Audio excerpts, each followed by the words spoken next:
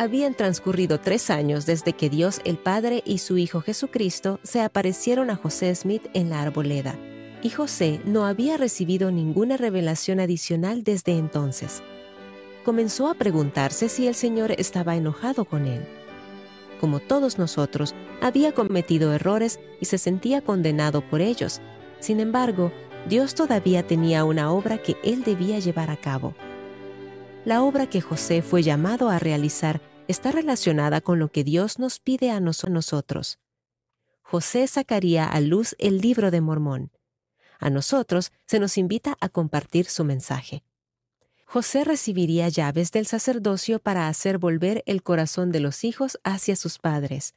Ahora nosotros podemos recibir ordenanzas en favor de nuestros antepasados enlazados en los templos. A José se le comunicaron profecías que pronto se cumplirían. Nosotros somos llamados a ayudar a cumplir esas profecías. Conforme participemos en la obra de Dios, podemos esperar afrontar oposición e incluso persecución, tal como el profeta lo hizo. Pero también podemos tener fe en que el Señor nos convertirá en instrumentos en sus manos, tal como lo hizo con José. Dios tiene una obra para que yo lleve a cabo.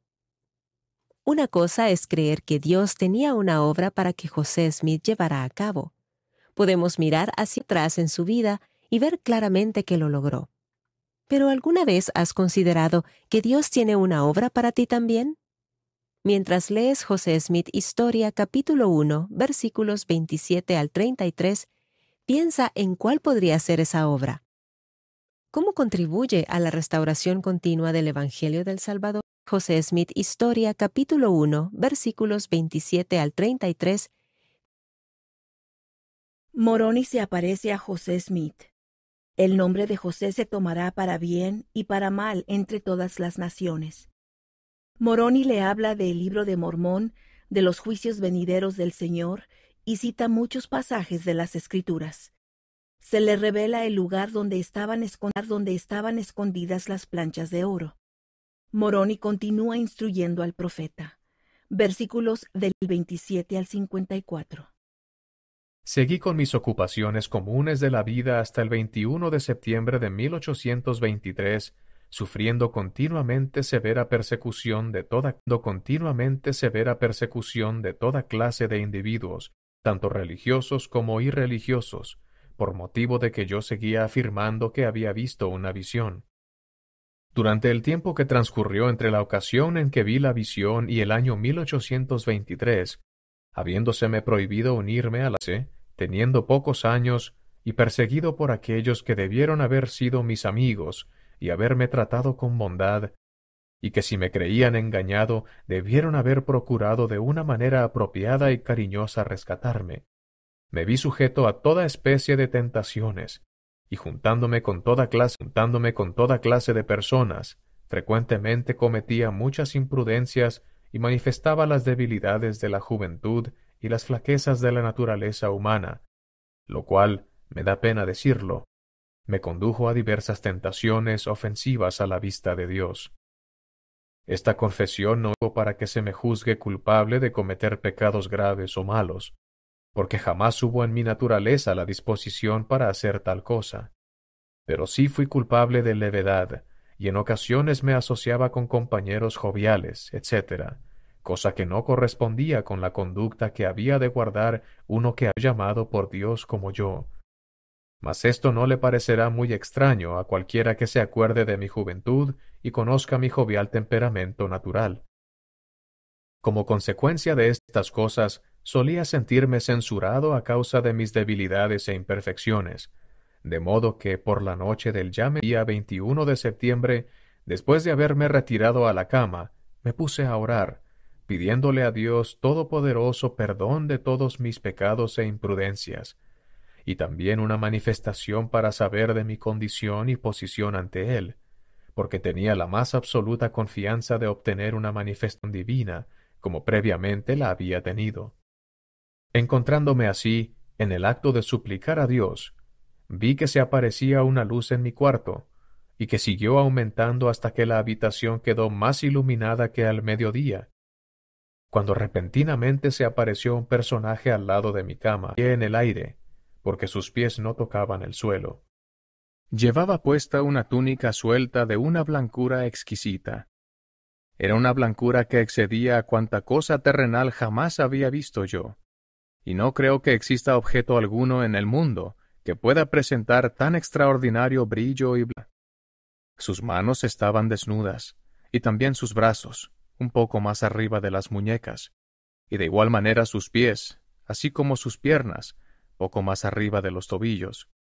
También tenía descubiertos la cabeza y el cuello, y pude darme cuenta de que no llevaba puesta más ropa que esta túnica, porque estaba abierta de tal manera que podía verle el pecho. No sólo tenía su túnica esta blancura singular, sino que toda su persona era gloriosa más de lo que se puede describir, y su faz era como un vivo relámpago. El cuarto estaba sumamente iluminado, pero no con la brillantez que había en torno de su persona. Cuando lo vi por primera vez tuve miedo, mas el temor pronto se apartó de mí. Me llamó por mi nombre y me dijo que era un mensajero enviado de la presencia de Dios y que se llamaba Moroni, que de naciones, tribus y lenguas se tomaría mi nombre para bien y para mal, o sea, que se iba a hablar bien y mal de mí entre todo pueblo. El elder Gary E. Stevenson enseñó: conforme venimos a Cristo y ayudamos a los demás a hacer lo mismo, participamos en la obra de salvación y exaltación de Dios, que se centra en responsabilidades divinamente asignadas. Estas responsabilidades son sencillas, inspiradoras, motivadoras y factibles. Son estas: vivir el Evangelio de Jesucristo, cuidar de los necesitados, invitar a todos a recibir el Evangelio, unir a las familias por la eternidad.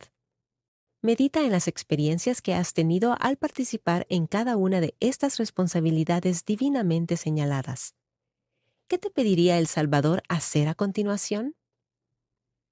Es posible que a veces sientas que el Señor no puede valerse de ti debido a los errores que has cometido. ¿Qué aprendes de la experiencia de José Smith en José Smith Historia capítulo 1, versículos 28 al 29? ¿En qué forma puedes saber tu condición y posición ante Dios?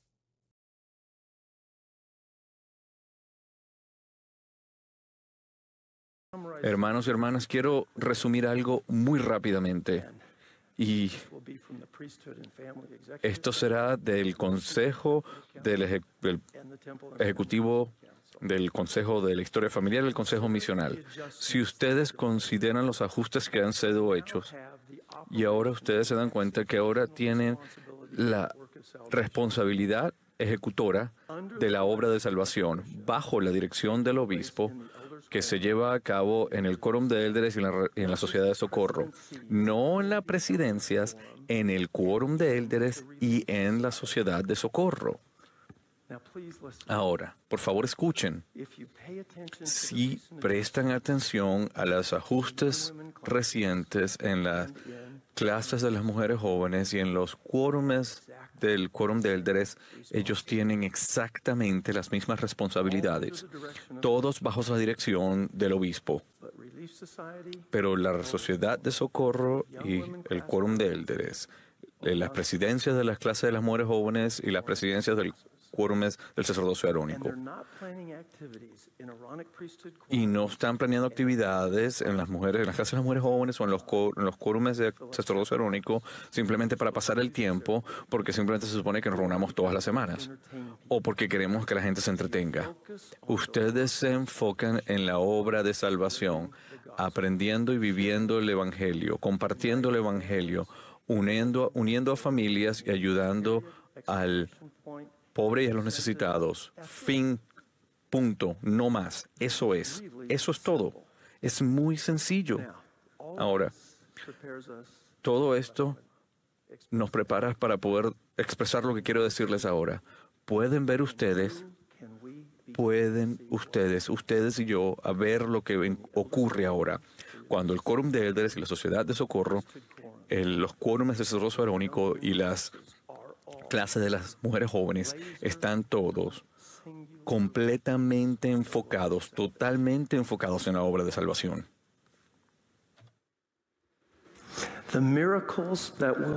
Los milagros que ocurrirán, la manera en que esta obra avanzaría en la tierra sería astronómico. Y le tengo esta admonición que compartir. No subestimen la capacidad de estos hombres jóvenes y mujeres jóvenes. Ellos no necesitan simplemente sentarse y escuchar a los adultos lo maravilloso que todo es. No necesitan que simplemente los adultos digan, bueno, cuando ustedes sean mayores van a poder hacer esto. Ellos necesitan estar ansiosamente consagrados a esta obra ahora mismo, y ellos ayudarán a identificar las cosas que deben hacer, las cosas en que podemos cumplir esta meta y esta obra para poder avanzar esta obra en toda la tierra. Por favor, no lo subestimen. Lo que los quórumes del sacerdocio arónico y las clases de las mujeres jóvenes pueden lograr. Al restaurar su evangelio, el Salvador cumplió profecías antiguas. Cuando Moroni se apareció a José Smith, citó varias profecías del Antiguo y Nuevo Testamento, tales como Isaías capítulo 11, Hechos capítulo 3, versículos 22 y 23, y Joel capítulo 2, versículos 28 al 32. Mientras lees José Smith Historia capítulo 1, versículos 34 al 47, piensa en por qué podría haber sido importante que José conociera esas profecías. ¿Por qué es importante que tú las conozcas? José Smith Historia capítulo 1, versículos 34 al 47. Dijo que se hallaba depositado un libro, escrito sobre planchas de oro, el cual daba una relación de los antiguos habitantes de este continente, así como del origen de su procedencia. También declaró que en él se encerraba la plenitud del Evangelio eterno, cual el Salvador lo había comunicado a los antiguos habitantes. Asimismo, que junto con las planchas estaban depositadas 2 piedras, en aros de plata, las cuales, aseguradas a un pectoral, formaban lo que se llamaba el Urim y Tumim, y que la posesión y uso de estas piedras era lo que constituía a los videntes en los días antiguos o anteriores, y que Dios las había preparado para la traducción del libro. Después de decirme estas cosas, empezó a citar las profecías del Antiguo Testamento. Primero citó parte del 3er capítulo de Malaquías, y también el 4º y último capítulo de la misma profecía, aunque variando un poco de la forma en que se halla en nuestra Biblia. En lugar de citar el primer versículo cual se halla en nuestros libros, lo hizo de esta manera. Porque he aquí, viene el día que arderá como un horno, y todos los soberbios, sí, todos los que obran inicuamente, arderán como rastrojo, porque los que vienen los quemarán, dice el Señor de los ejércitos, de modo que no les dejará ni raíz ni rama. Entonces citó el 5º versículo en esta forma: He aquí, yo os revelaré el sacerdocio por medio de Elías el profeta, antes de la venida del grande y terrible día del Señor. También expresó el siguiente versículo de otro modo: Y él plantará en el corazón de los hijos las promesas hechas a los padres, y el corazón de los hijos se volverá a sus padres. De no ser así, la tierra sería totalmente asolada a su venida. Aparte de estos, citó el 11º capítulo de Isaías, diciendo que estaba por cumplirse, y también los versículos 22 y 23 del 3er capítulo de los Hechos, tal como se hallan en nuestro Nuevo Testamento. Declaró que ese era Cristo, pero que aún no había llegado el día en que toda alma que no oiga a aquel profeta será desarraigada del pueblo, sino que pronto llegaría.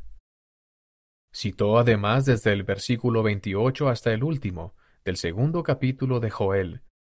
También indicó que todavía, pero que se realizaría en breve, y declaró además que pronto entraría la plenitud de los gentiles.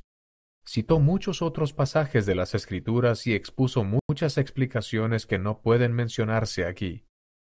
Por otra parte, me manifestó que cuando yo recibiera las planchas de que él había hablado, porque había llegado el tiempo para obtenerlas.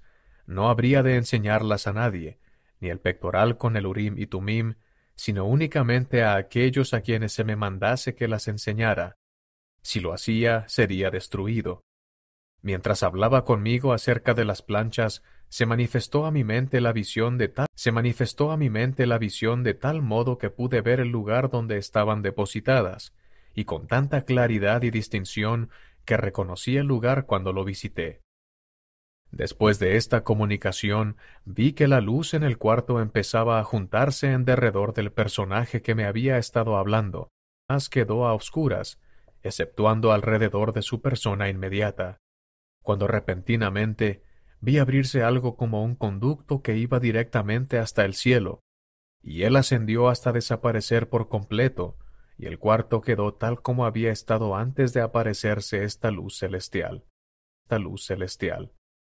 Me quedé reflexionando sobre la singularidad de la escena, y maravillándome grandemente de lo que me había dicho este mensajero extraordinario, cuando en medio de mi meditación, de pronto descubrí que mi cuarto empezaba a iluminarse de nuevo, y en lo que me pareció un instante, el mismo mensajero celestial apareció una vez más al lado de mi cama.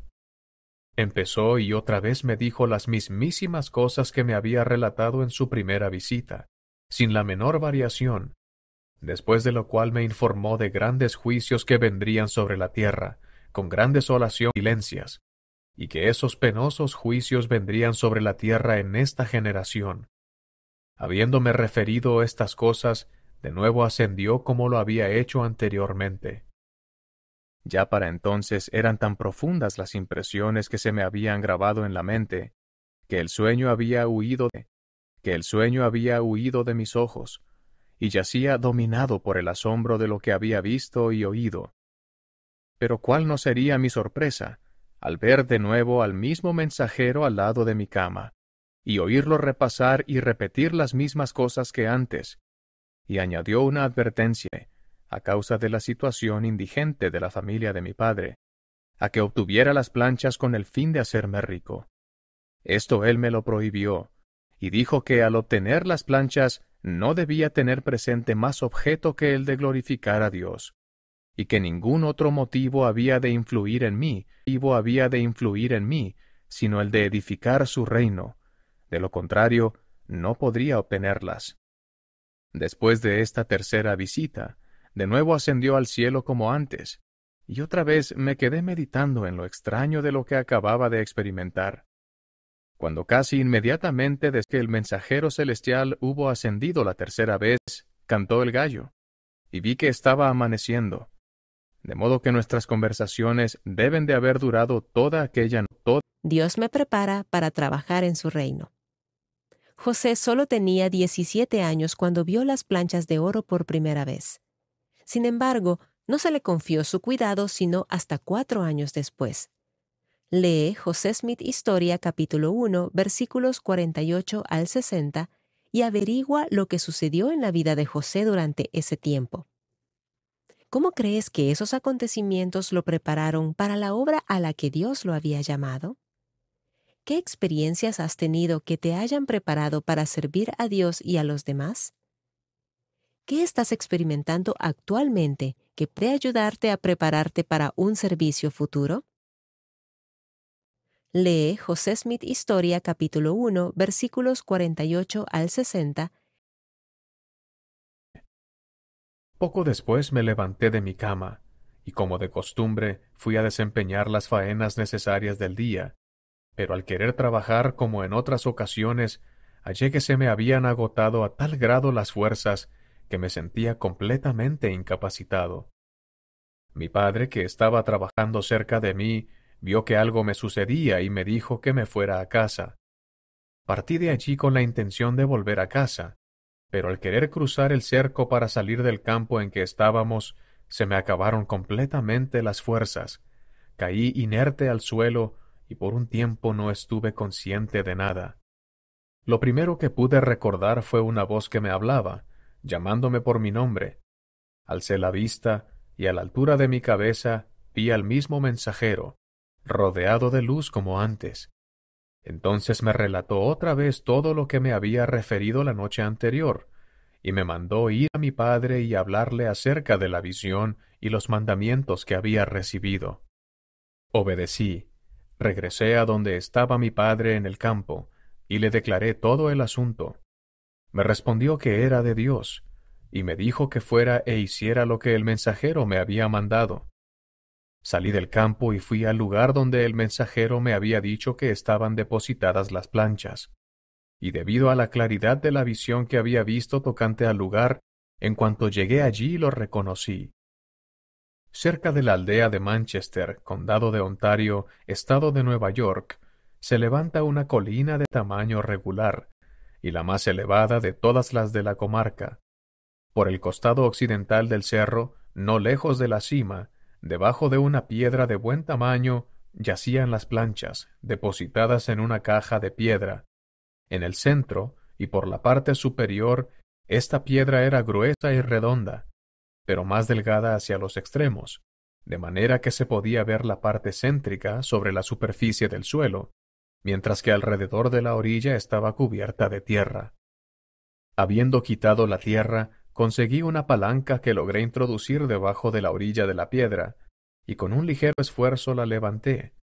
Miré dentro de la caja, y efectivamente vi allí las planchas, el Urim y Tumim y el pectoral, como lo había dicho el mensajero. La caja en que se hallaban estaba hecha de piedras, colocadas en una especie de cemento. En el fondo de la caja había 2 piedras puestas transversalmente, y sobre éstas descansaban las planchas y los otros objetos que las acompañaban.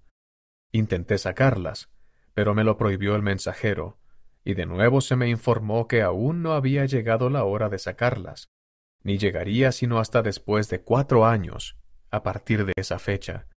Pero me dijo que fuera a ese lugar precisamente 1 año después, y que él me esperaría allí, y que siguiera haciéndolo así hasta que llegara el momento de obtener las planchas. De acuerdo con lo que se me había mandado, acudía al fin de cada año y en cada ocasión encontraba allí al mismo mensajero, y en cada una de nuestras entrevistas recibía de él instrucciones e inteligencia concernientes a lo que el Señor iba a hacer, y cómo y de qué manera se conduciría su reino en los últimos días. José Smith contrae matrimonio con Emma Hale, recibe de Moroni las planchas de oro y traduce algunos de los caracteres. Martin Harris muestra los caracteres y la traducción al profesor Anton, el cual dice: «No puedo leer un libro sellado». Versículos del 55 al 65. Debido a que las condiciones económicas de mi padre se hallaban sumamente limitadas, nos veíamos obligados a trabajar manualmente, a jornal y de otras maneras, según se presentaba la oportunidad. A veces estábamos en casa, a veces fuera de casa, y trabajando continuamente podíamos ganarnos un sostén más o menos cómodo. En el año 1823 sobrevino a la familia de mi padre una aflicción muy grande con la muerte de mi hermano Alvin, el mayor de la familia.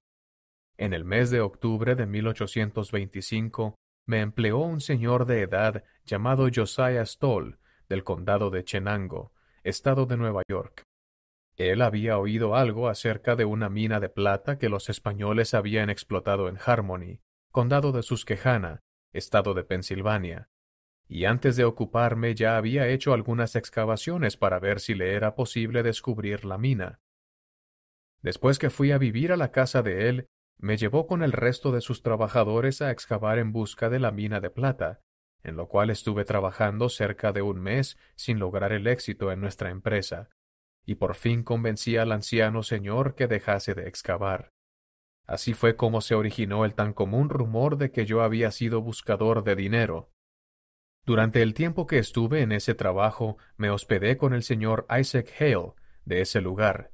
Fue allí donde por primera vez vi a mi esposa, su hija, Emma Hale. Nos casamos el 18 de enero de 1827, mientras yo todavía estaba al servicio del señor Stoll. Por motivo de que continuaba afirmando que había visto una visión, la persecución me seguía acechando, y la familia del padre de mi esposa se opuso muchísimo a que nos casáramos. Por tanto, me vi obligado a llevarla a otra parte, de modo que nos fuimos y nos casamos en la casa del señor Tarville, en South Bainbridge, condado de Chenango, en Nueva York. Inmediatamente después de mi matrimonio dejé el trabajo del señor Stoll, me trasladé a la casa de mi padre y con él labré la tierra esa temporada. Por fin llegó el momento de obtener las planchas, el Urim y Tumim y el pectoral. El día 22 de septiembre de 1827, habiendo ido al fin de otro año, como de costumbre, al lugar donde estaban depositados, el mismo mensajero celestial me los entregó, con esta advertencia, que yo sería responsable de ellos, que si permitía que se extraviaran por algún descuido o negligencia mía, sería desarraigado, pero que si me esforzaba con todo mi empeño por preservarlos hasta que él, el mensajero, viniera por ellos, entonces serían protegidos. Pronto supe por qué había recibido tan estrictos mandatos de guardarlos, y por qué me había dicho el mensajero que cuando yo terminara lo que se requería de mí, él vendría por ellos. Porque no bien se supo que yo los tenía, comenzaron a hacerse los más tenaces esfuerzos por privarme de ellos. Se recurrió a cuanta estratagema se pudo inventar para realizar ese propósito. La persecución llegó a ser más severa y enconada que antes, y grandes números de personas andaban continuamente al acecho para quitármelos, de ser posible. Pero mediante la sabiduría de Dios, permanecieron seguros en mis manos hasta que cumplí con ellos lo que se requirió de mí. Cuando el mensajero, de conformidad con el acuerdo, llegó por ellos, se los entregué, y él los tiene a su cargo hasta el día de hoy, 2 de mayo de 1838. El Señor envió a Elías el profeta para hacer volver mi corazón hacia mis antepasados. ¿Qué te enseñan las palabras como plantar, corazón y volver de esta sección en cuanto a la misión de Elías el profeta y las bendiciones de las llaves del sacerdocio que él restauró? ¿En qué forma has sentido que tu corazón se vuelve hacia tus antepasados? Piensa en manera en que puedas tener esos sentimientos con mayor frecuencia. Buscar a tus antepasados y realizar las ordenanzas por ellos en el templo es una forma de hacerlo. ¿Qué más se te ocurre?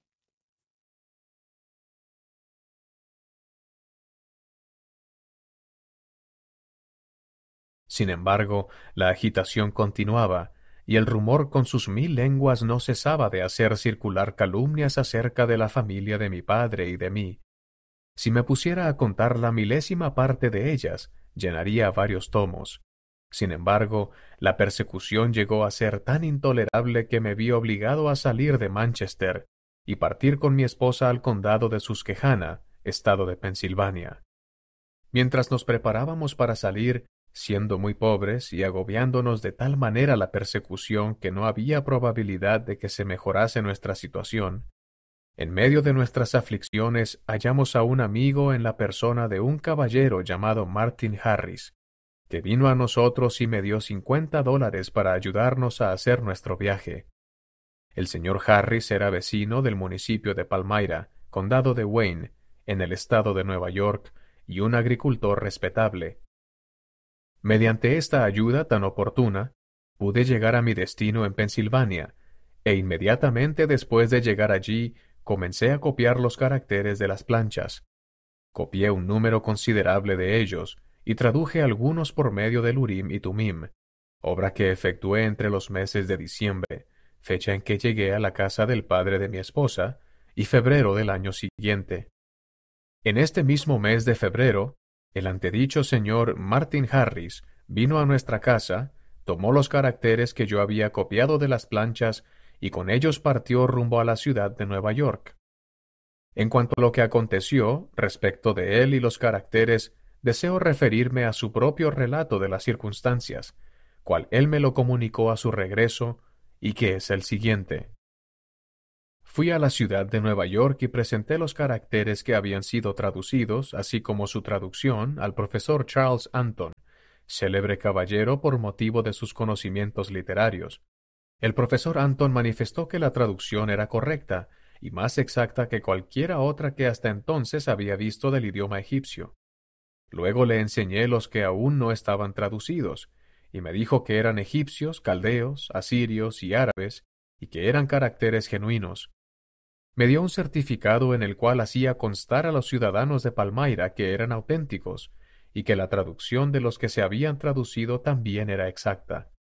Tomé el certificado, me lo eché en el bolsillo, y estaba para salir de la casa cuando el señor Anton me llamó y me preguntó cómo llegó a saber el joven que había planchas de oro en el lugar donde las encontró. Yo le contesté que un ángel de Dios se lo había revelado. Él entonces me dijo: «Permítame ver el certificado». De acuerdo con la indicación, lo saqué del bolsillo y se lo entregué, y él, tomándolo, lo hizo pedazos, diciendo que ya no había tales cosas como la ministración de ángeles, y que si yo le llevaba las planchas, él las traduciría.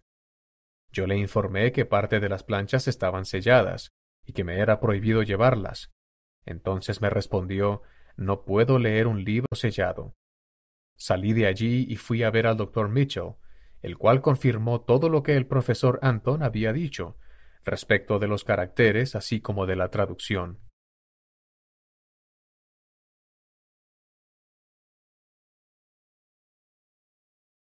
Sección 2. Un extracto de la historia de José Smith refiriéndose a las palabras del ángel Moroni dirigidas a José Smith el profeta mientras éste se hallaba en casa de su padre en Manchester, Nueva York, la noche del 21 de septiembre de 1823. Moroni fue el último de una larga sucesión de historiadores que habían preparado los anales que ahora se presentan al mundo como el Libro de Mormón. He aquí, yo os revelaré el sacerdocio por conducto de Elías el profeta, antes de la venida del grande y terrible día del Señor. Y él plantará en el corazón de los hijos las promesas hechas a los padres, y el corazón de los hijos se volverá hacia sus padres. De no ser así, toda la tierra sería totalmente asolada a su venida.